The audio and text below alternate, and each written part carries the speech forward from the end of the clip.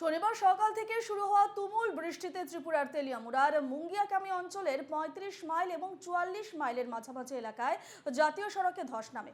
রাস্তার ধস নামায় জাতীয় সড়কে বন্ধ হয়ে পড়ে যানবাহনের চলাচল। ত্রিপুরার তেলিয়ামুড়ার মুঙ্গিয়াকামী অঞ্চলে জাতীয় সড়ক বন্ধ হয়ে পড়ে আকস্মিক ধস নামায়। শনিবার সকাল থেকে শুরু হয় তুমুল বৃষ্টি। তারই জেরে মুঙ্গিয়াকামী অঞ্চলের ৩৫ মাইল এবং ৪৪ মাইলের মাঝে ধস নেমে স্তব্ধ হয়ে পড়ে যান চলাচল। পাহাড়ের কোল ঘেঁষে চলে গেছে রাস্তা। সকাল থেকে তুমুল বৃষ্টি শুরু হলে পাহাড়ের মাটি ধসে পড়তে শুরু করে। বিস্তীর্ণ এলাকা জুড়ে রাস্তার উপরে পাহাড়ের মাটি ধসে পড়তে থাকলে পুরো রাস্তাই বন্ধ হয়ে পড়ে।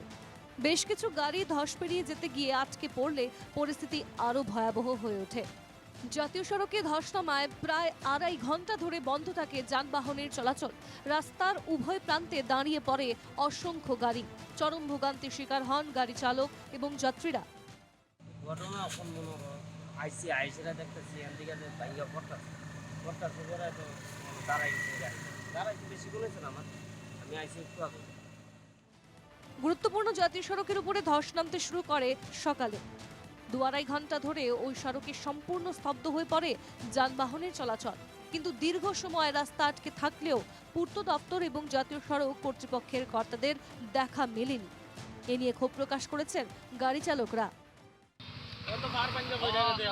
দুর্ভাগ্য ব্যাপার, রাস্তাঘাটে কত কষ্ট, গাড়ি ঘোড়া লইয়া যাওয়া যায় না, রাস্তা ২-২.৫ ঘন্টা ধরে দাঁড়াইয়া রয়েছি, কত বড় সবাই মানুষের কত কষ্ট হইতাছে।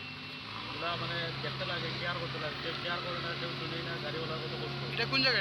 এটা মুঙ্গিয়াবাড়ি এরিয়া ধরে কত নাই, কিছু নাই, কিছু মধ্যে কত হয়েছে শ্রীপুরটা যেখানে গাড়ি বাইরে সামনে যাইছে, কত প্রশাসনে দেখতে লাগে।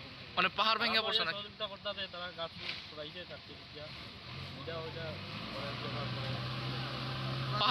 পাহাড় ভেঙে পড়ছে নাকি? ঘটনার অনেক পরে সেখানে উপস্থিত হয় মুঙ্গিয়াকামী থানার পুলিশ। জেসিবি দিয়ে রাস্তা থেকে ধস সরানো হলে স্বাভাবিক হয় যানবাহনের চলাচল। ততক্ষণে কেটে গেছে প্রায় ২.৫ ঘন্টা। এদিনের ধসের জেরে সাধারণ মানুষকে চরম ভোগান্তির শিকার হতে হয়েছে। তেলিয়ামুড়া থেকে শিবজ্যোতি মল্লিকের রিপোর্ট, এনকেটিভি বাংলা।